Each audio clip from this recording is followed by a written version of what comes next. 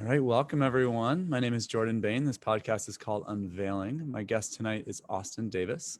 Myself, I'm a modern mystery school guide, healer, teacher, and universal Kabbalah instructor. Been doing this work for about 15 years. And the purpose of this podcast is really to lift the veil, to see true reality in ourselves, in life, what the mysteries are, and to explore a lot of different topics about living as a human being and living as a spiritual being. So Austyn is someone who I've known now, I think, for about 6 or 7 years. And, originally when I first met Austyn, she was finishing a degree in theater. She now lives out in California, and she's passionate about helping people free themselves from suffering that keeps them stuck. As an artist, a certified healer, and a ritual master in the Modern Mystery School, her work focuses on the ways we can end addiction, depression, and toxic patterns. Austyn works closely with people in arts, spirituality, and health and wellness communities, guiding them on how to live a more beautiful life. She recently moved to LA County and is laying the groundwork to serve these communities in a greater capacity. So Austyn, welcome on the show. Do you want to say a little bit, anything else about yourself before we get started? Thank you. Yeah. I firmly and really deeply believe that we can only help other people heal to the extent that we've done that work ourselves. So the reason why I'm so passionate about working with addiction, trauma, depression, all of that is because I lived there. Really, I was stuck in it for 22 years. And for a really long time, I didn't know there was a way out. I didn't know how to even seek that until I found you and started doing this work. And you showed me another way. You gave me an option out to start creating a beautiful life and learning how to heal. Yeah, amazing. It's such I picked this topic a few weeks ago when we were chatting, and it's just something that is so prevalent, this need to put ourselves first. And I see it, I'd say, in a large majority of clients. Not everyone has those sorts of programs. Not everyone has that sort of orientation where, they've been told it's virtuous or good to put somebody else first, but a lot of people do. And I see men and women do it in different ways, both gay and straight and everything in between. People have different patterns of how they put others first instead of themselves. And everyone has different rationalizations and justifications and programs behind that. But it's a universal thing that I see in a large majority of my clients and students. And it's something that doesn't seem to go away quickly or easily. No, It's it takes a long time. the time frame from realization of this is a problem and I have, to even being willing to really dig in and change it, can sometimes be even several years or more. And many people, if they don't find a real spiritual system to work with, like the Modern Mystery School, they might stay in that their whole lives. They might, maybe they do some therapy, maybe they talk to someone, maybe they're just reflecting with their friends, and they're like, yeah, I think I give myself away. I think I put other people instead of me in first place in my life. And there's maybe some times when that's appropriate. Like if you have a young child and in the first few years of life, their needs do really come first. But for most relationships, putting ourselves first is the road to happiness, joy, success, abundance, fun, play, pleasure, completion, fulfillment. All these things involve putting ourselves first. And the only exception to that is caring for a very young or an elderly and dying person. Those are the only exceptions I've really seen or someone who's extremely sick, something like that, where there's a genuine physical need that you do have to put that other person's needs before your own. But for most of life, for most people, putting ourselves first is really kind of the answer to a whole host of huge problems. So I want to dive into this. We only have 45 minutes for these podcasts. So there's no way we're going to cover all these topics, but what are some ways that you personally, because when we were talking before the show, we were saying, let's make this personal because it is personal. Yeah. I mean, who is more personal than you to you, or than me to me? This isn't like a metaphysical, we had a great podcast a few weeks ago with Ipsissimus Hideto, where we were talking about very high metaphysical concepts. But this podcast is personal stories. It's gritty. It's working with our wounding directly, and the things that keep us outside of ourselves. I'm gonna have to be over here with you instead of with myself in order to make you happy or to make you better. And then that will make me, it all comes from our wounding. So what are some of those ways that that you've put other people first in your life? And then I'll share. You show me yours, I'll show you mine. Yeah, great. Go to the world. We're Here, in it together. we're keeping our clothes on for the record, but we're showing all these wounds to the world because I think almost everyone has these wounds. Yes. Yeah. Yeah. My journey, I mean, I started learning it really young. I think innately as a kid, you're so immersed in your reality that you do have some idea of how to live truly with yourself. But I think that starts to fade as you get programmed and as you start learning and reflecting in the world and seeing something different. And I come from generations of women who do not know how to put themselves first. You know, I watched my mom do it. I watched my aunt do it. I watched my grandmother do it. I watched these women sacrifice daily their entire lives in order to, you know, take care of children, which, you know, what you said is a valid reason too, but do it in a way that left them empty, left them living a half life, you know, like they were always sacrificing for a husband who was not there, you know, like my dad wasn't really around. It was like my mom just raising us. And I was raised with two brothers who were very vocal. They knew how to ask for what they wanted. They knew how to ask for what they needed. And I started to see that as almost problematic because I could see how much it was draining my mother. So I learned really on to be like, okay, you know, like they require a lot of attention. I'm just going to put my needs to the side. I'm going to be a little bit more quiet. I'm going to be the good one. I'm going to be the peacemaker in order to make my mother's life easier, in order to make my brother's life easier. And so that was something I learned really early on. And I took that into every aspect of my life.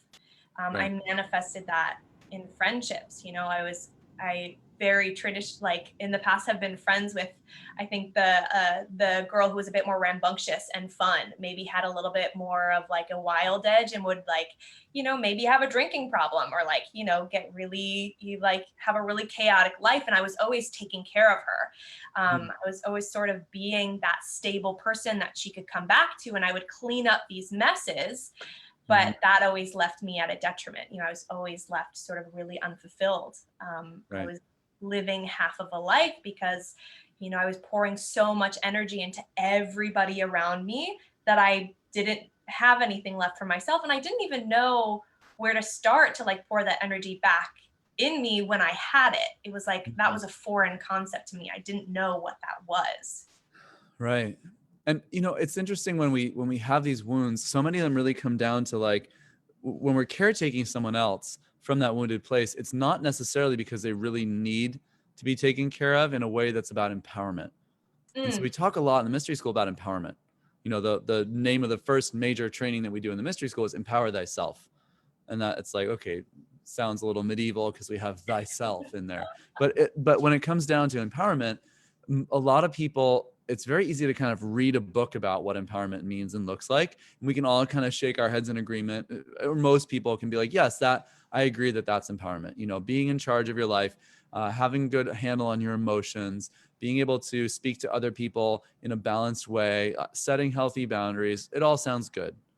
But then when it comes down to how do you do that in your life, when someone is pushing on you and triggering you, like your mom or your dad or a sibling or your child or some other family member, like someone who's close to you or a dear close friend or a partner or a husband or a wife, it's like a lot of us just crumble under that pressure and revert to a pattern, you know, rather than being able to actually see what the other person's saying to us and see what we would like to be saying back to the other person.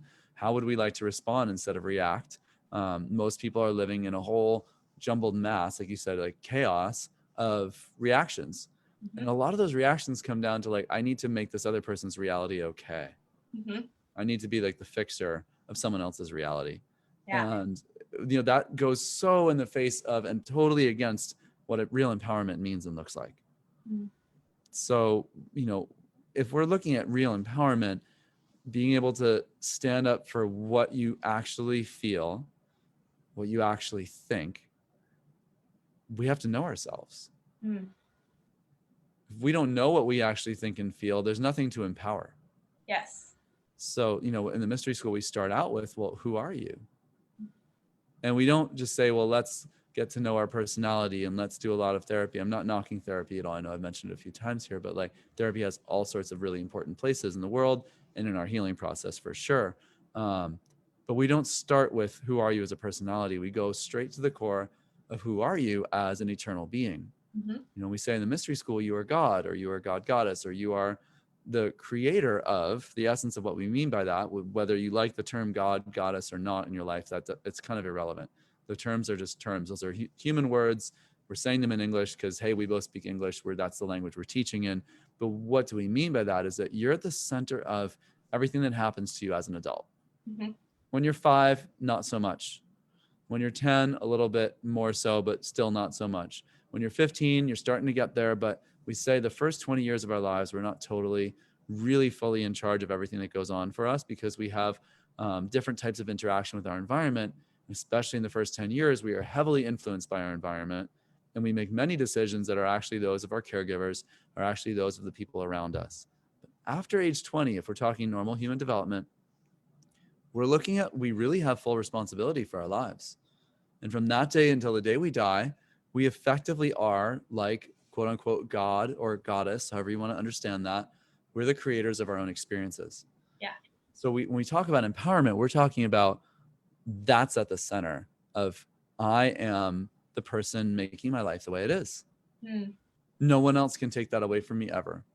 I could I'm be in responsible. jail, I could be attacked and beaten, but I'm still in charge of what I feel, what I think, what I experience. Mm. Even if the outer circumstances are violating that free will in some physical sense, I still inside am at the center of my experiences. And most of us in America do have the privilege of being able to actually have relative control over our outer environment also. Mm-hmm. Get to generally live in some sort of circumstance that's what we want. You know, we get to generally do something that we want, or at least something we think that we want. We can come back to that topic a lot, because many people are doing things that they don't really want. Maybe they went and they got an education to do that thing. They became a nurse because it's a decent income, and that got them out of poverty from their family history. But that doesn't mean they want it. Mm. So that is that empowerment. Maybe it's more empowering because you have respect from others and you have more money than you had before.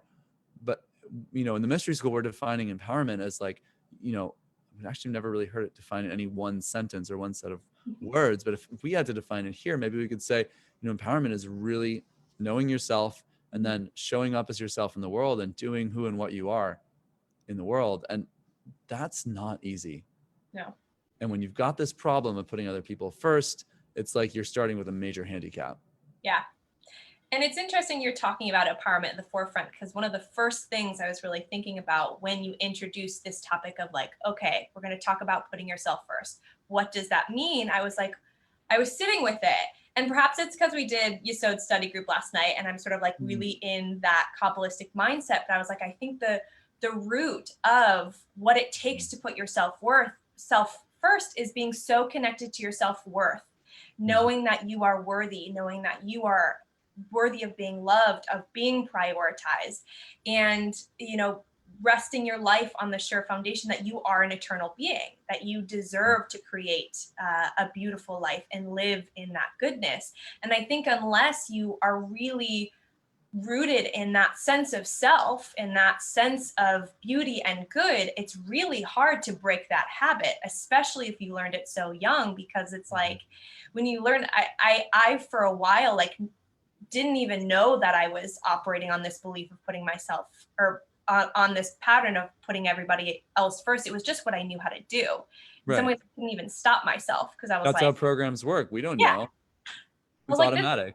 my normal everyday to day life. What do you mean I'm putting somebody else first? It's like I couldn't even stop myself in the moment when I was doing the thing, when I was doing these self-sacrificing patterns. It was like I didn't have the awareness, I didn't have the choice in that moment until I started to really work on my self-love, work on my self-worth, and be able to like start to like take an ice pick to that pattern, that really deep core wounding that told me I wasn't worthy of being at the center of my own life.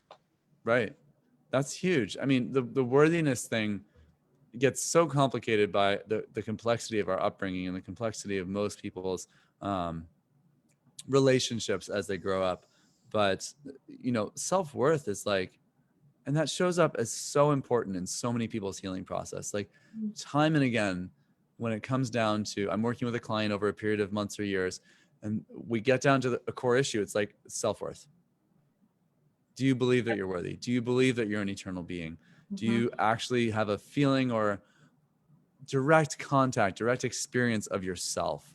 Yes. And then some people are just raising their hands in despair, like, what is myself? How can I even have worth in me if I don't know who I am? Yeah. Okay, well, maybe I'll do hypnosis. I'll hypnotize myself and I'll tell myself, I am worthy like 100 times a day. Or Maybe I'll then like I'll go, believe it. yeah, and then I'll believe it. And it's like, so that's a Band-Aid. It's a Band-Aid to tell yourself something that you don't even know. There's been lab tests of people doing affirmations versus prayer versus a control group doing nothing. And, the control group obviously had no results. All three groups were hooked up to, lie detectors, basically like galvanic skin resistance detectors that can detect the amount of resistance flowing through the electrical signals at the level of your skin. And, these detect your stress levels. The higher the skin resistance, the higher your stress levels. So when people were doing affirmations, the further away that affirmation was from their own subconscious truth that they knew, the more stress they got. And then when not the same people, when the other group was asking source or the universe or God, whatever their concept of a higher power was, asking to step into that rather than affirming that they were that, that actually lowered their stress levels and brought them all a sense of peace, both self-reported peace, but also, statistically measurable, significant reduction of stress. Yeah. So it doesn't really work to just tell yourself a story. Oh, I'm worthy. Yeah. Like putting the Band-Aid over the sense of, oh, I'm not worthy. It's not so simple to like, it's, we were saying before the show when we were chatting, like it's really gritty to like dig through the ways that we have been hurt and we think we aren't worthy. And those are really unique to each person. We have to find what they are. We have to go through sometimes with a little fine tooth comb and pick apart like, oh, here's where my mom told me this, or here's where this happened in school, or I wasn't one of the cool kids. And so therefore I'm not worthy of like positive relationships or like healthy reinforcement, or my parents just didn't really show up. Like you were saying, your dad wasn't there. And when one parent's not there, we don't get mirrored psychologically by that parent. Yep. And then can we even know where we stand with that parent? If it's your mom, it's going to be one kind of energy. If it's your dad, it's going to be another kind of energy, just because of male and female archetypes, which we all have. Whether you're male or female, whether you're gay or straight, it doesn't matter. Like male archetype, female archetype have different energies to them. We study that Kabbalistically and metaphysically as well. Like there's women and there's men, but there's also masculine and feminine.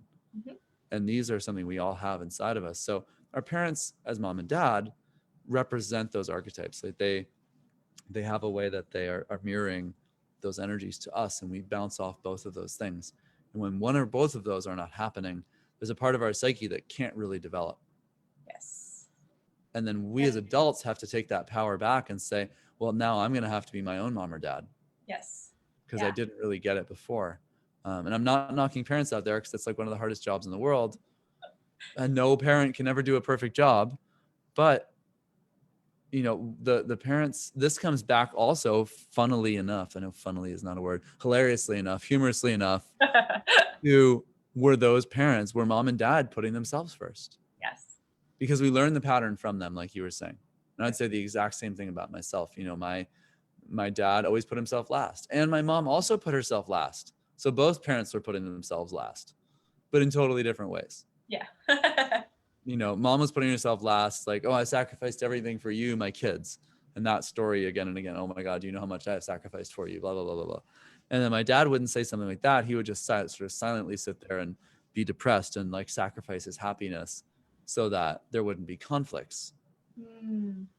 sacrificing his own voice or sense of like, well, his own boundaries or his own personal space so that, my mom could always be right. And that, as though that was going to help her feel better about herself. Now, maybe in the moment it reduced some conflicts, but my parents' relationship was loaded with conflicts. It wasn't a fix. It was a peacekeeping Band-Aid that only works sometimes. So what does that teach the children then? What do we learn as the children of our parents? What are we going to teach our kids? How will people learn from us in daily life, even though it's nothing near the level of what children learn from their parents? That's where we learn most of our patterns, right? So when we think, just framing it as what we learned from our parents, what if they had put themselves first? Like, most people don't have parents that did that. It's a rare thing. It's a very How would you rare thing. feel if both your parents had showed up and put themselves first? Yeah, it's funny. I sort of sit with that and I'm like, okay, interesting. What would that even look like? Like, part of my brain can't even conceive of it because it is so far from my reality, and perhaps I think just like the reality of what we're dealing with, like on a global collective human level. My brain has a hard time picturing what that's like. And that's sort of like really I think for me, that's one of like the core stumbling blocks that I came up against time and time again as I was working on this issue, is like my brain couldn't conceive of operating any differently because I didn't know what it was. I didn't know what it was possible, and I didn't know what it looked like in action. Right. If you've never seen an example of it, then how can you even know what you're shooting for? Exactly. And I have been talking about this for a long time because this self-worth, this putting myself self first, is a core part of my healing journey over these last 6 years, over these last many years, because there was a long period of time where I was aware that I was doing it, but I didn't know how to fix it.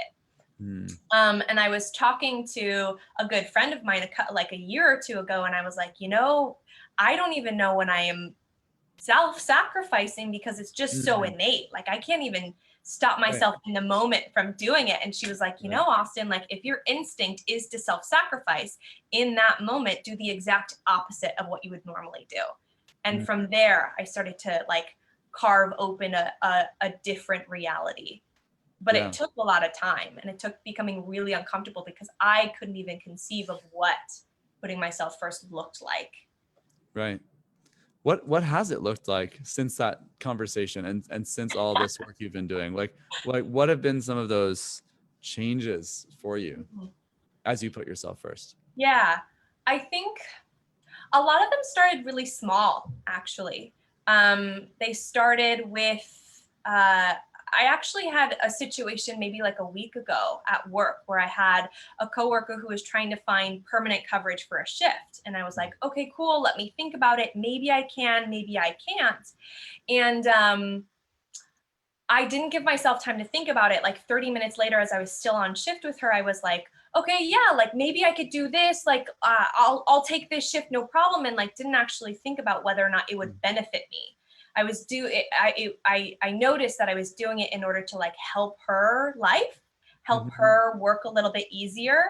And then I noticed like a day later, 24 hours later, I felt bad. Like my emotions came up and told me like, no, that wasn't a thing that would help you in your life. You did it to help somebody else. And then I had to talk to her and say, I'm so sorry. I made a mistake. I didn't look at my schedule. I didn't think about whether or not this would actually help me. And I can no longer do this. And that was really uncomfortable because I then had to like maybe, make her upset. I don't think she was actually upset, but like as somebody who was a peacekeeper, as somebody who like, verged into martyrdom, making somebody else upset or inconveniencing them is like the worst thing in the entire world, right? So I had to sit with the possibility of making somebody upset. And a lot of my journey at the forefront has been tiny acts like that, tiny acts of self-love, saying, no, I'm worth maybe engaging in some small amount of conflict in order to, make my life better, or not play into not playing into somebody else, helping somebody else first. Right. That unknown conflict when we come from different types of family backgrounds, it can sometimes be up to the level of like trauma surrounding survival. Absolutely. It's not just like, well, my coworker might not approve because that coworker, everyone represents a role in our lives. Mm-hmm. Some people are like, what do you mean by archetypes? And I'm like, just think roles. Just think roles and relationships. That's like one way to look at archetypes. Archetypes are much more than just that, but roles is a good, simple starting point. So the roles that someone plays, like your coworker, most of the time we go through life and there's life up on the surface that we're aware of, and then most of us is below that surface. Mm-hmm. Most of life is really below that surface. And so, with like the iceberg and the tip of the iceberg analogy, that's so famous. But it's true. We don't know often what the person sitting next to us on the bus even represents to us. But they do hold an archetype. There is a role, like whether we like it or not, whether we're aware of it or not. This person on the bus, whose name I probably don't even know, and I probably won't even talk to, I'm just going to be on my phone like this to ignore them. That person means something to me. I probably size them up according to like, hypnotic regression experiments that have been done. Like when they'll put a bunch of people in a room, and then they'll have them only look at the people in the room for like 5 seconds, and then close the door to the room, and then take them into hypnotic regression. And they can tell you all these details of what they observed about those people. And many of them are accurate. Many of even like the emotional, psychological details of what they observed about those people are accurate. So we're usually accurately psychologically assessing the people around us in less than a few seconds. But we don't know that. We don't know, like we meet within 5 seconds. We're like, oh, I know who this person is. I know what they want. I know what they mean to me. But then I'm just going through my life because I'm so busy, doing things. And it's like, I'm not sure what they actually mean consciously, but I'm reacting and responding to them nonetheless.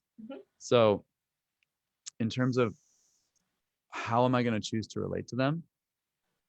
What are they going to mean to me? What am I going to do with all this information? Most of us we're taking a role on in relationship with that. Now, what if that person resembles your mom or your dad? Yeah. What if that person resembles someone who you had fear around, or had reactions around, or didn't give you the care that you want or need? You could have this huge slew of emotions in response to them that could maybe, if you have a lot of trauma, people who have significant amounts of trauma go through experiences that psychologically are called flooding. I don't know if you're familiar with that term, but when people are flooded, they can't handle the emotional inputs coming into their system, and they shut down, or they react, or they have an outburst, or they have a meltdown internally, or they go into a stress response and they get sick. Like, the people cope with it and deal with it in different ways. Maybe that leads to them, binging on something, whether it's TV or Netflix, or, food, or maybe on drugs or alcohol or cigarettes or whatever their coping mechanisms are. And, as initiates, we start undoing these coping mechanisms. We start undoing these triggers, whether it's just a minor trigger or it's something where, a person may have enough triggers and traumas that they do get flooded. Some people are so traumatized, and they have so much of a traumatic history that a lot of their day is spent like coping. Just trying to get by. And that's a really hard place to be. Yeah. So everything's on a spectrum, on a scale. How much of my day is spent trying to get by now? Almost none. How much of my day was spent trying to get by before I found the mystery school 15 years ago? A lot. Same and I here. wasn't even aware. Totally. I wasn't even aware that that's what that was. I just called it life. That was life. I would go to work. I was working at like Whole Foods doing flowers. And I would go there and I'd be triggered by everyone there. And I was like, how do people do life? Like, are there normal people? And if so, do I know them? And are the people around me normal, or are they going through this too? Yeah. So when you're living like that, it's really hard. It's like just really hard to It's do really hard. simple things, like get through, like to do simple things like, Get out of the house. Get out of the house, like Right. engage somebody, like, and let alone stand up for yourself. Because once you get to that level, like that conflict feels like life or death. That was a big thing for me. It was like this Right. simple act of saying, hey, no, I want to go to this restaurant instead, felt like life or death because Right. I was just trying to get by. Yeah. And so how many people are walking around programmed like that? Mm-hmm. And now what about the people who have decided that they're going to be successful and they're going to put a coping mechanism on top of that? Mm-hmm. Because that might be many people watching this podcast. Hmm. People watching this podcast may or may not be. My clients don't tend to be people personally. Maybe yours do. I don't know. And I'm not knocking it one way or the other because one is not better than the other. Coping mechanism is a coping mechanism. Wounding is a wounding. Like you can paint it. You can cover the pig in like, Really different color. caramel, but it's still a Yep. pig. Mm-hmm. It's still covered in SHIT, right? So, and it still smells bad. Yeah. But you can paint it with caramel and it's like, oh, look, a caramel pig. It's not really any Hasn't any changed. tastier, any more appealing or any prettier. I'm not insulting pigs. Pigs are super cute. I love them, especially mini pigs. Anyways, you get the idea. It's like our issues are our issues. Mm-hmm. We are who we are. We can't just snap our fingers and be someone else. We go through processes to heal these things. Mm-hmm. And using tools like the Mystery School, we go through proven processes that we know works. They've worked for thousands and thousands of years for millions of people all over the world to actually make these sorts of changes in their lives. But in terms of our evolution toward that, most of my clients don't come in presenting with like, I'm a scared, timid person who can't function in the world. Mm. Most people come in and they're like, okay, yeah, I've got something I want to change. There's something that maybe isn't working as well as I wish it was working. Can you help me? Yeah. But they on the surface are pretty functioning people. Yeah. Things are working pretty well in their lives. They've usually got a good career. They've usually got a good relationship, or at least maybe they've been married and divorced. They maybe have a family. They have a good education, right? Like, I live in Boston, you live in Los Angeles. Like these are major metropolitan areas where you have pretty functional people, usually earning decent incomes. They've built something in their life. So they're not just sitting around like, well, I can't leave the house. Yeah. But that might belie how they really feel inside. How much coffee are they drinking before they get out of the house? How many drinks did they have on the weekends so they could, unwind from the stress of their week? Mm-hmm. What kind of relationships are they really in? Yeah. Are those relationships like feeding and nurturing their soul and who they are? Or are they just feeding and nurturing their ego? Or are they not feeding and nurturing them at all and they're abusive? Where is that line for people? And that's when you start really scratching that surface, a lot of people who would like to think they're okay and they only are coming for this one issue or they're coming for that one issue over here, they realize like, wow, I've lived my whole life in stress response. Mm-hmm. It's funny you say that because I was for sure that person coming to you. Yeah. Like I was just about to graduate college on the surface, which like for me was a huge accomplishment because I didn't think I would be able to graduate.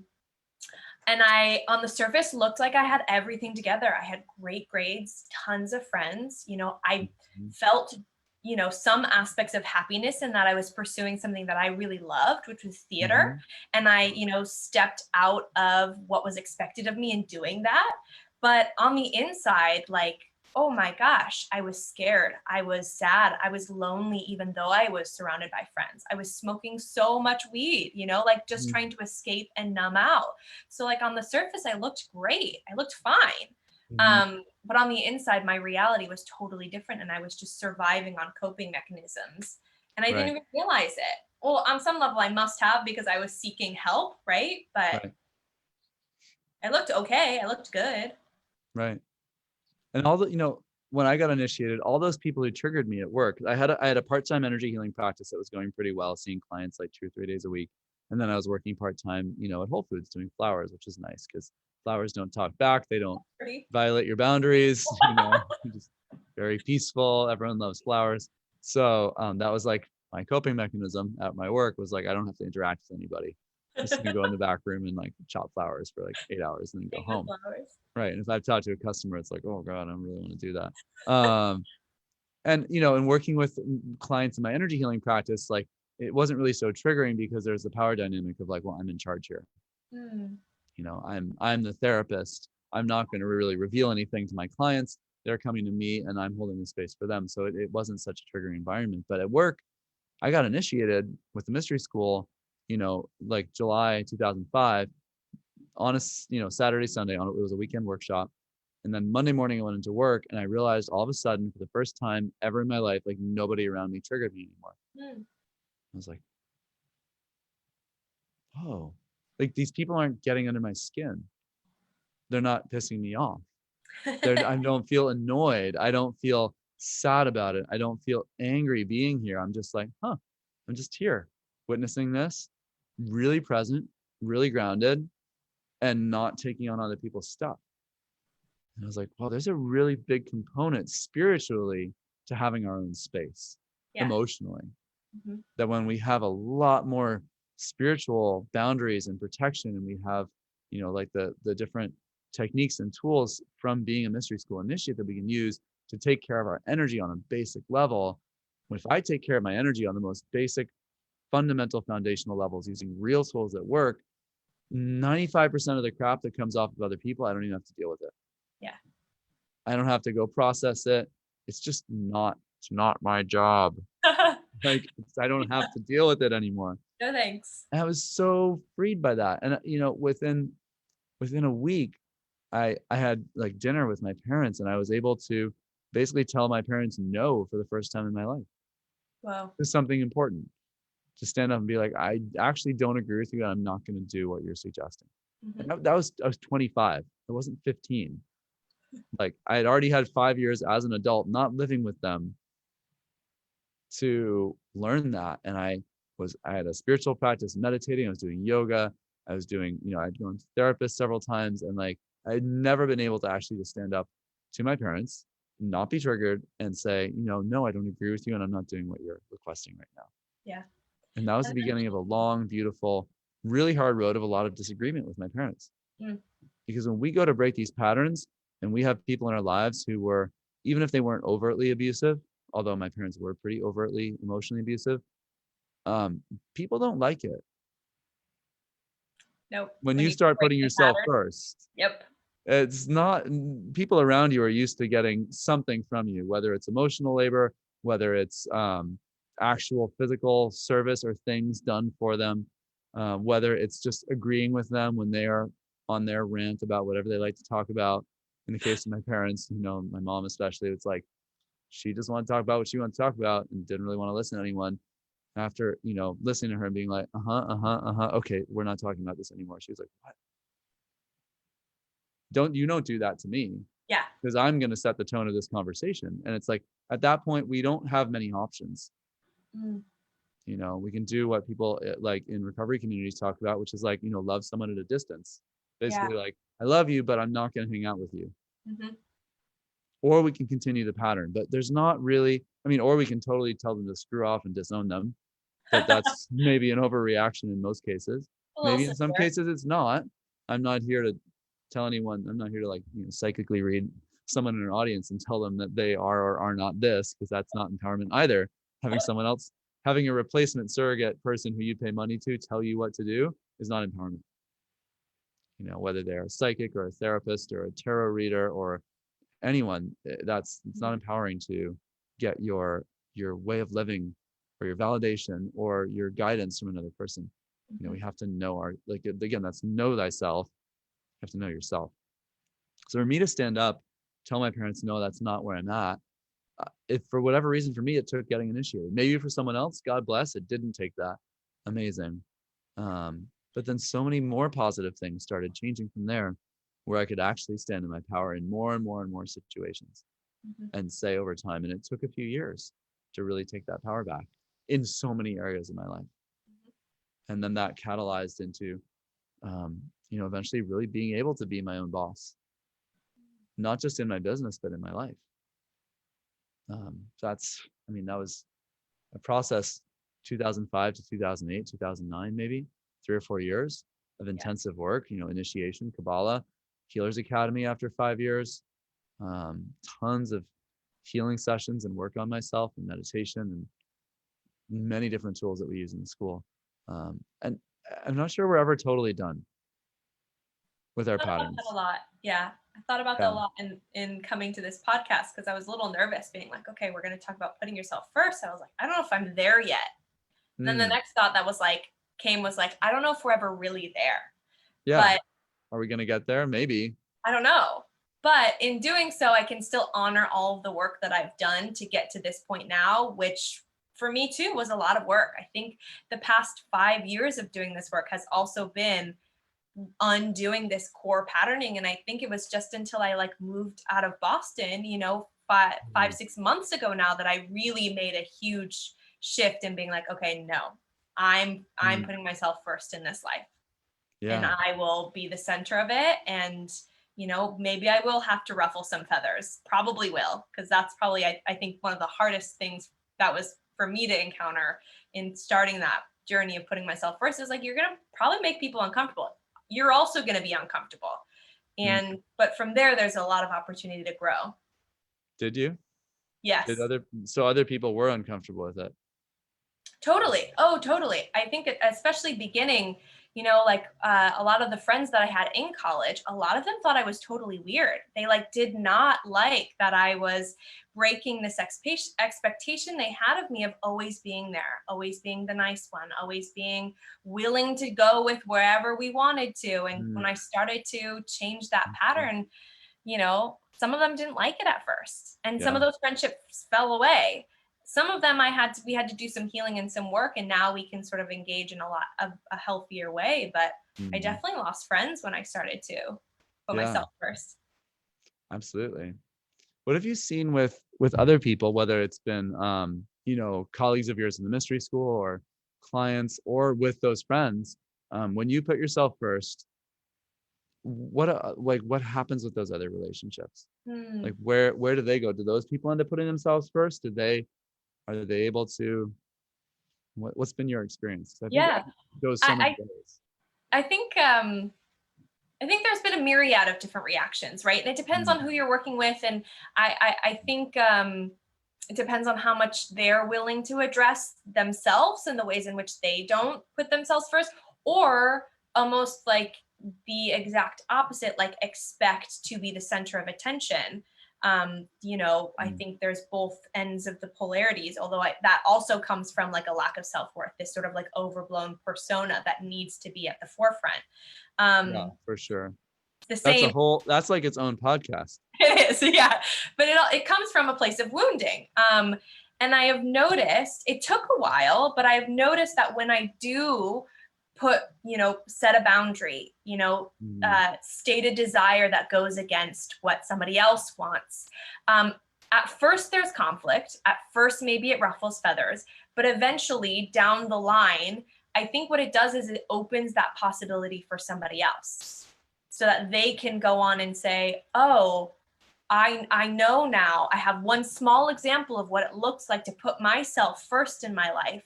And now I can go on and do that in some other area of my life. You open up a possibility, almost open up that within somebody's reality and say, this is what it looks like. You have the opportunity to do that too. So we talk Mhm. about in Kabbalah, like compromise is actually not really a great thing because it means you're like bending or breaking what you want. So, you know, what does it look like to have relationships that come from a place of both people saying what they want, both people putting themselves first and like living in that, you know, like relating from that place of empowerment and that flow. Yeah. I didn't really honestly think that was possible until I, ended a marriage of many, many years, of over a decade, and then stepped into a new relationship recently. I was like, oh, wow, this is actually possible, that Hmm. I can have everything I want. My partner can have everything she wants, and it works. Yeah. And I was like, if you That's had huge. asked me that even 6 months ago, is that even possible? I would have been like, no, I don't think so. Yeah. I would have confidently said, as a, you know, metaphysically well-educated person, we live in a world of duality and you just can't always get what you want. And that was what I had been raised with in so many, like, I think we're trained not only to put ourselves last or put someone else first, but we're trained then for compromise, Hmm. as though that's like the way it is, as though, They go hand in hand. They have to. right. And, you know, suck it up, you're not going to get your way. Yep. And it's like, and maybe we learned that as children, where I see this with kids. It's like the kids aren't always going to get their way. Mm. Many times what a child wants is pure impulsive emotional behavior that actually won't even do them good. Interesting. They That is need really boundaries set by others. They do need boundaries set by others. That's part of keeping a child safe, healthy, fed, not fed with junk food, like doing constructive things in their lives. And children, I went to sort of like a pretty alternative college. And I had several, like sort of a group of friends at that college who had gone to an extremely alternative high school in Massachusetts, mm. where you're allowed to just do anything you want all day long, including play video games at high school. Yeah, I'm not going to name this place. So I'm not going to throw No. them under the bus. But it was that model of education is so failed Mm-hmm. for kids. It's different once you're 20 years old. Once you're in college, you have an advisor. You kind of know what you want. You've seen enough things in the world. You've seen enough things in yourself. You can maybe really self-direct your education as an empowered adult. Mm-hmm. Different. But a 14-year-old, you give them the option of studying math versus playing a video game. What's it going to be most of the time, if not all of the time? It's going to be the video game. And these kids who went to this they were 19, 20 years old when I met them and gone to this high school. All they did was drop acid and then drop out. Yeah. And they were like, I was like, wow, I have never met losers that big of losers before. And I don't mean that in a judgmental way. I literally just mean like they were like completely missing out on life, like losing out on life, losing anything that had to do with goodness or beauty, like you were mentioning before about life, and everything just to do with pure self-indulgence of the ego in the worst way. Yeah. Just like wasted on drugs. I mean, like scary looking, gone, Yeah. vacant eyes, vacant souls, not present, allowed to just do as kids whatever the heck they wanted. So it's interesting, like as we develop, and this, I'm reflecting on this because as children develop and they need those boundaries set by others, they aren't going to get everything they want. And that's an interesting experience. So then to go from this like developmental phase of as a soul growing up in a body for the first 20 years of your life, you don't always get what you want because you need someone to help you set boundaries. And as an adult, you spend honestly most of your 20s, even if you're lucky, and you find a good spiritual healing system, growing yourself into a place of healthy boundaries. And then by your 30s, maybe you can like live your life with healthy boundaries. Yeah. And maybe in the future, we can develop in Shambhala, in a world of world peace and enlightenment and self-mastery, we can develop a system that works even better than that. Yeah. Maybe like you start really developing your real sense of self-boundaries around age 10, when the soul really starts to come into the body and start to get grounded. For that, according to mystery school teachings, and like Rudolf Steiner, who was a mystery school initiate, like came up with Waldorf education as a way of like helping the soul, not just the personality of a child, grow into who they really were. And his Rudolf Steiner systems are really based off of, and I'm not an expert, and we have several initiates in the mystery school now who are trained Waldorf teachers, and they would be great to bring on this podcast and talk about these same topics with, in terms of child development and that sort of psychology. But in the mystery school teachings, we say until age 10, you're really part of the group. First 3 years, age 0 to 3, you're really sort of one with everything around you in a way where whatever is happening in your environment gets into you and programs you. And then after that, from age 3 to 10, you really are you're allowing in most inputs, and you have some sense of I exist separately. But a lot of the inputs coming in really are from the group and the peer group and the parents and the caregivers around you. Those inputs are all coming into the soul. And you don't really have a sense of I am completely separate from all these things. I am a true individual. Doesn't kick in until age 10. So maybe we can get to a place in our educational system and in our child development understanding as a human race, or at least as subsections of society to begin with, that, as a child is growing up, they're going to need to not always get what they want. But then they're going to need to be nurtured in such a way that their understanding of what their process is nurtured every step of the way as appropriate for their age group.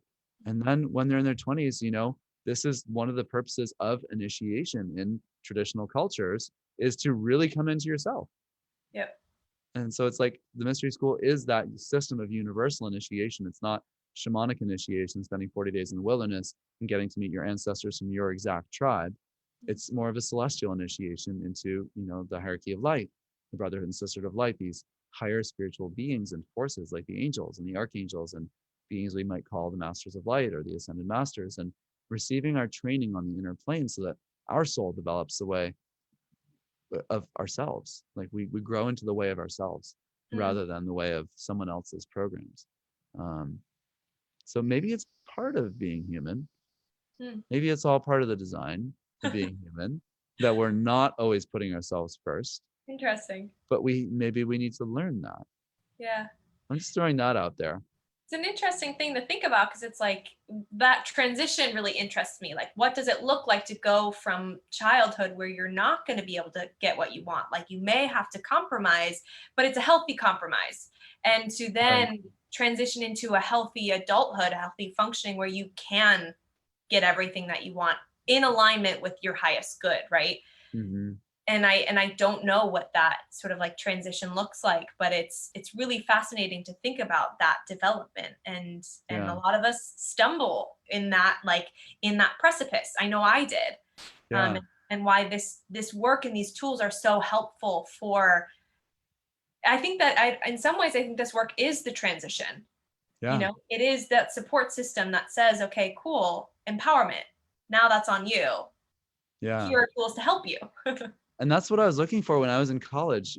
My advisor, my junior year of college, I was studying religion and theater and anthropology. That was sort of like my combined major. So I said I went to a kind of alternative school where you could actually design your own major like that. Thank God, or I never would have graduated ever. And I don't even know if that school is still as alternative, but almost 20 years ago, I went to school, it was, and I could do that. And, my advisor said to me my junior year, I was studying shamanism. I was studying shamanism in indigenous cultures as researched by anthropologists, right? And without getting into the politics of what indigenous means and what an anthropologist is doing and all that stuff, he just looked at me one day and he was like, do you want to study shamanism or do you want to be a shaman? And I felt so exposed by that question, because I was like, it was like getting busted by the cops, Like, I know, I actually don't want to be in college. I want to be, part of a tribe. I want to be receiving initiation. I want to be experiencing who I really am as an eternal spiritual being. I don't really want to be reading books about other cultures, mostly from the past, that used to do that. Because that sounded great. Yeah. But I wanted to be living it. Yeah. And he wasn't going to encourage me to drop out at that point with 3 semesters left in college, but I wanted to. Yeah. And I wasn't sure where to find that, because I was like, okay, I can go to the Amazon, I can maybe go to some places in like Inner Mongolia. I can maybe go to a few isolated African tribes. But other than that, like, I don't know of any tribes that are still doing these really intact shamanic initiations. And that didn't resonate for me either. I didn't feel like a pull in my soul to go, as a white guy from Massachusetts, like join in some sort of pseudo way a tribe of another people halfway across the world and try and learn their ways and customs. But I felt like, well, is there could there be? Is there? There must be. Maybe there's not. If there's not, where will I even go in this world to come to know who I really am? There must be someone who can teach me this. There must be someone who can remind me who I really am and give me a real set of tools. And it took a couple more years of really praying and asking and getting into alignment before I found the mystery school. And you and I both found it relatively young in our early 20s, but some people find it in their 30s or 40s or 50s or 60s or 70s or 80s. And it's never too late to get started, but it's amazing to get started when you're young. Yes. And be able to like go through that initiation, sometimes still close to your teenage years, so that you can then go live the rest of your life with this knowledge of, this is who I am. And when you know who you are, it's hard to eventually not put yourself first. Yeah, it's true. Why would you put someone else in front of you if you know that you are an eternal being who's in charge of your life? It would make no sense to go put you in front of me if I know that I'm the one running my life. Yep. So there's this healing process is really integral to initiation. Mhm. So, wow, we have totally run over 45 minutes in this podcast. We're almost at an hour. Oops. Um, anything else that you want to share about? I think there's another podcast here because I feel like we're just getting started. Yeah, I feel like that's sort of, I mean, there are so many other manifestations and like the little minutia of what this topic is, because it is so huge. And I think it's so pivotal to who we are and what we're going through as a society. It's like, yeah, I think there's so much more that we can talk about. I don't know if I Yeah. have like one tidbit to be like, yeah, that, because there's so many other iterations of what this conversation could be and maybe perhaps needs to be. I don't know. Well, you brought up another one that I loved, I totally inadvertently, which was how do you deconstruct an overblown personality coping mechanism? Yeah. That'd be a great podcast. Like for That's a all whole you other out there episode. with the ego way oversized, come down here for a minute and let's listen to this podcast because That's under it, you're probably in a lot of pain. yes. So we can help. Yep. That's what I mean. So, maybe we'll do that podcast. We'll see. Sounds Anyway, good to me. thank you all for watching and tuning in tonight. Thank you, Austyn, for joining me from California. A little jealous of all the sunshine out there. So It's really nice. you have a great rest of your evening, everyone. Take care and tune in next week. We will see you with more amazing info and maybe we'll talk about this again in the future. So take care. Good night, everyone. Good night.